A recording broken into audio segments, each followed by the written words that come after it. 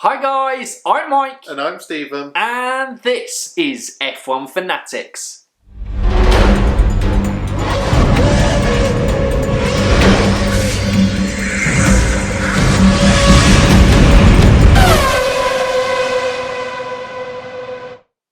Welcome back to F1 Fantasy Weekly. We are back with an F1 Fantasy Weekly preview. Obviously, we had the week's break in between Hungary and Silverstone, but we are now back. Racing action is back this weekend. God, I can't handle it for a week. How did we cope for like 7 months? So long. A whole week. What did we do this weekend? I just stared at a wall and made car noises. Brum, brum, meow.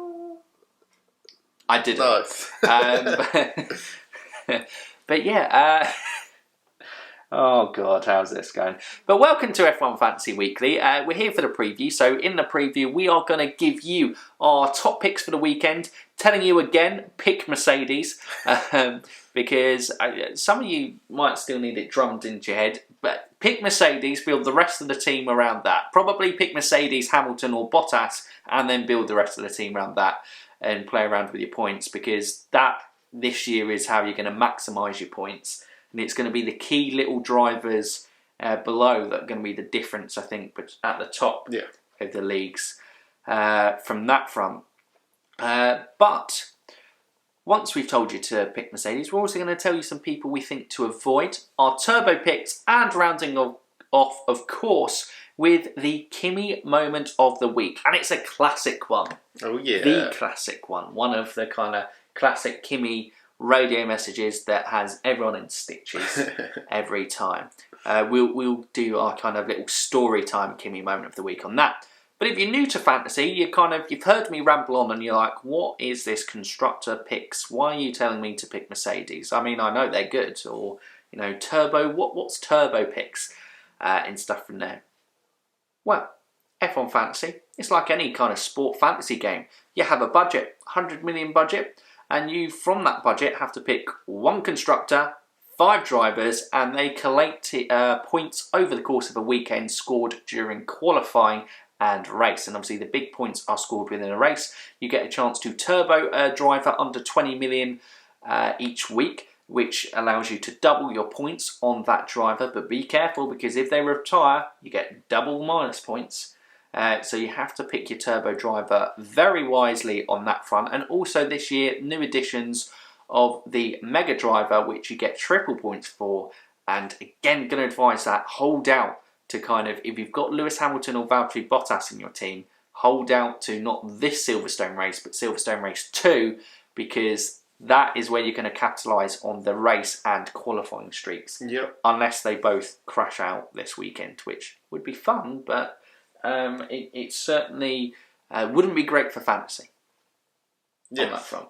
But I think we've rounded up there. So let's get into our top picks of the weekend. So Stephen, who's going to be your top picks for Silverstone? Mercedes. Get that one out the way early. Either have Lewis, Bottas, or definitely have them as constructors, and then try to have Lewis or Bottas as your other drivers. Get them out the way. Maybe you can risk it with Max. Kind of looked okay in Hungary. Maybe they can improve to Silverstone and have a bit more race pace. Otherwise, it's going to be a Mercedes 1-2. Unless Bottas jump starts again. So yeah, those are the top picks. Don't look at Ferrari. Don't look elsewhere. Just mainly look at Mercedes or Max. Yes, definitely. I think that Max is the only one out of the other top guys that I would say to pick. Albon's been a pretty consistent scorer in the top 5, but I just think he's still not worth it for the price that he is.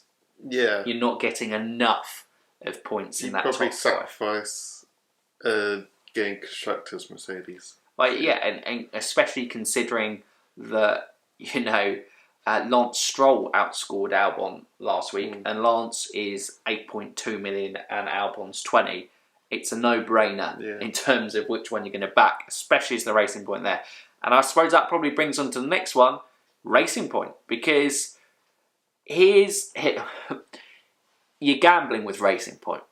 So why you're gambling with Racing Point is because if Racing Point are found to have cheated with these breakdowns, or not cheated, but these parts are illegal and they have to remove them from the car, and therefore the fact that these run in the Styrian GP, Hungarian GP, and if they run this weekend in Silverstone, and it doesn't look like so far that they're going to get a result before the first race for the outcome of that protest, which would then probably mean that Renault will protest everyone until then. Yeah.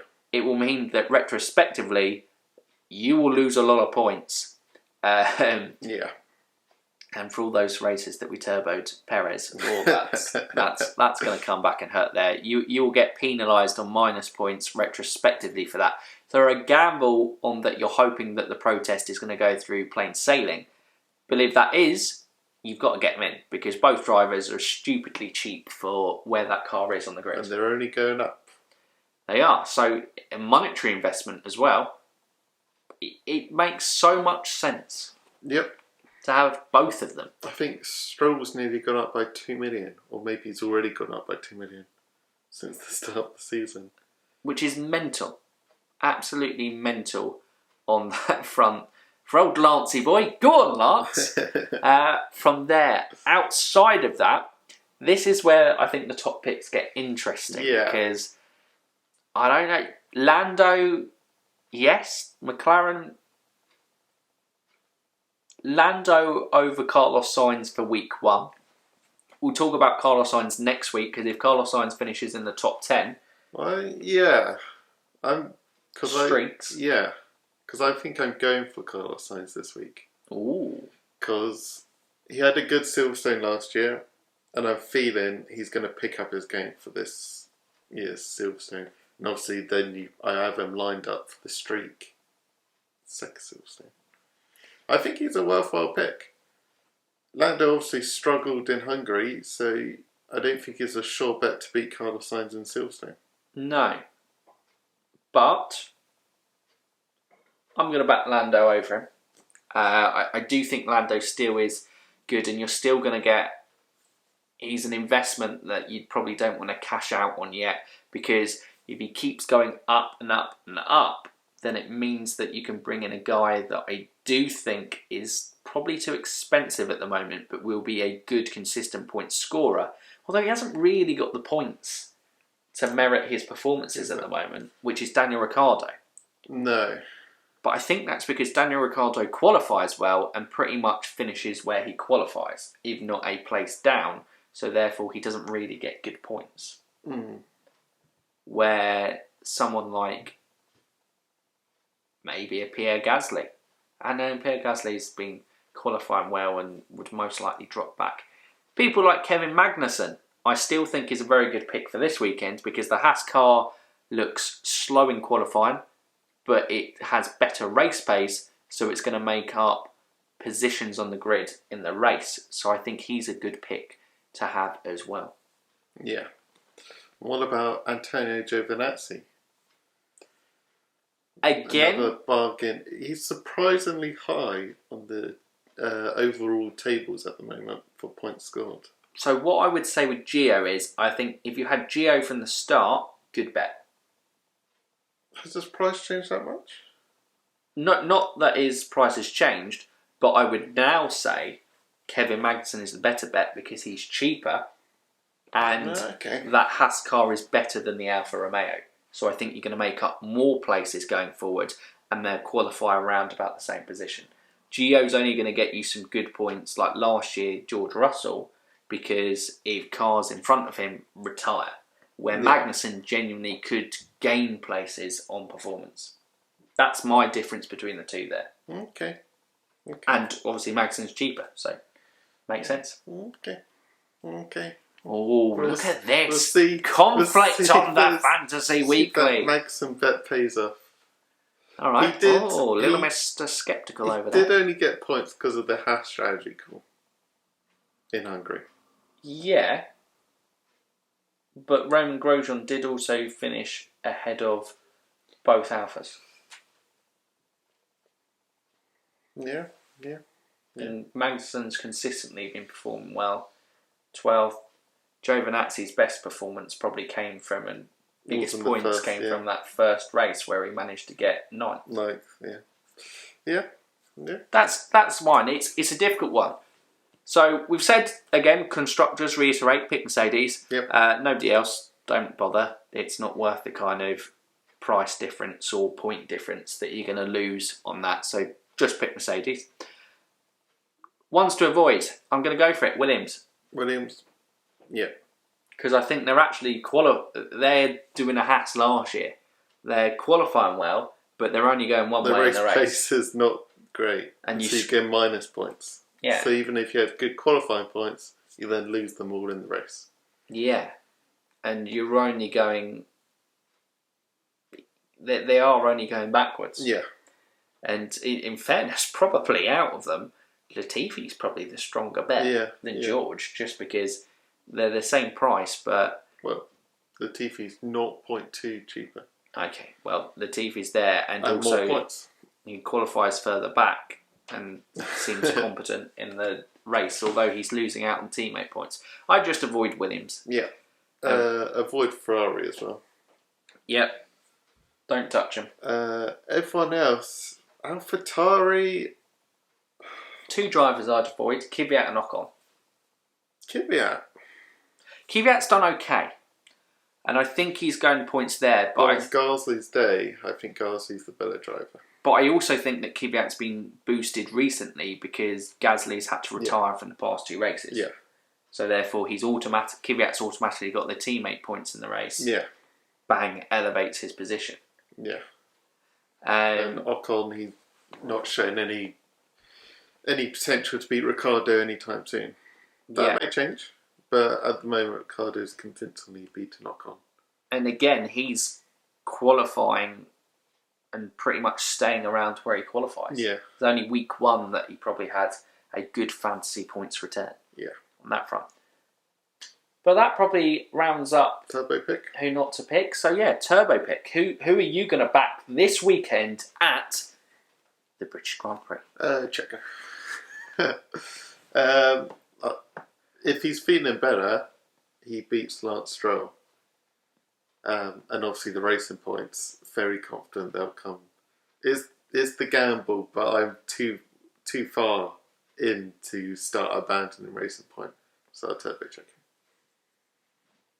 I mean, I can agree more. I agree. We've jumped 2 foot into the racing point. We believed the hype, and we're believing that the car is going to be deemed legal for the season.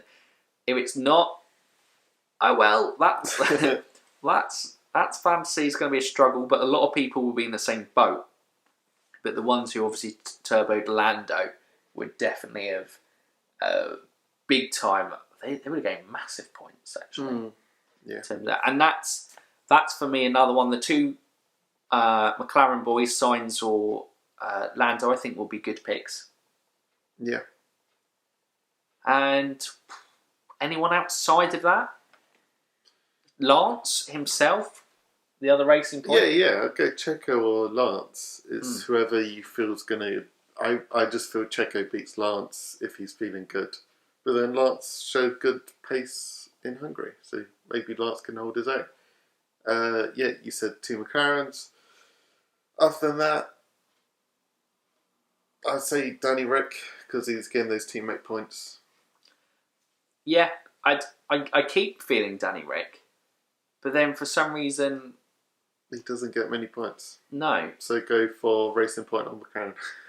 I think those are your safest bets at the moment for it. It may be boring in terms of the turbo picks, but I think maximising points, they're probably the best ones. Facts. And I would say that this is probably now the window that you're coming into using your wild card, if you haven't already. Yeah. I think now would probably be a good time to kind of cash in on the money that you've made, explore options that you've got. I think I'm looking at it for next week of maybe going Carlos Sainz, Perez, probably going the Williams of Russell or Latifi, just kind of for pricing wise. And going for those streaks. I think No streaks to play for this week. The streaks are going to come into it for next week. go all in on next week. Yeah. Next week could be a big week in terms of the point scoring. Yeah. If you kind of nail all those streaks and everything kind of falls into place, that's certainly something to go. Do you gamble on it? That's there. But yeah, that probably rounds up the preview. Yeah. Hopefully, we're going to get another good race. Silverstone generally lends itself to kind of pretty good racing. I don't know if there's any rain forecast with England. Obviously, the weather's been pretty changeable recently. Yep. I'm trying to think if I've heard anything. I think it's like overcast.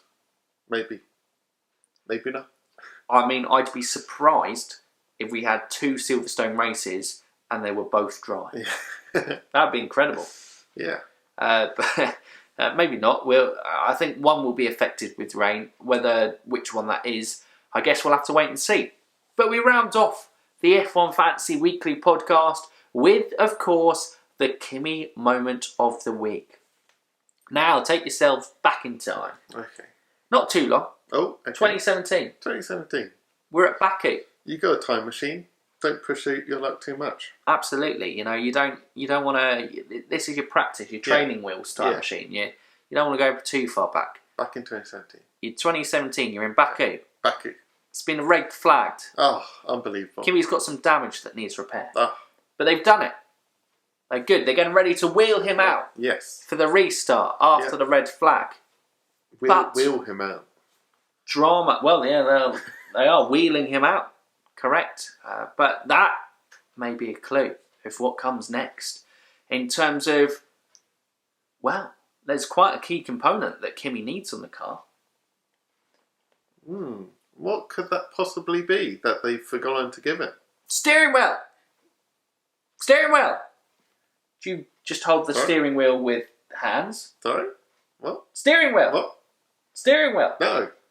Gloves! Can't have them. I need gloves and steering wheel. No. You could do this, Kimi. Tell him to give me my gloves and steering wheel. No. Hey! Okay. Someone give him his gloves and steering wheel. Absolutely. That's the thing. But it was...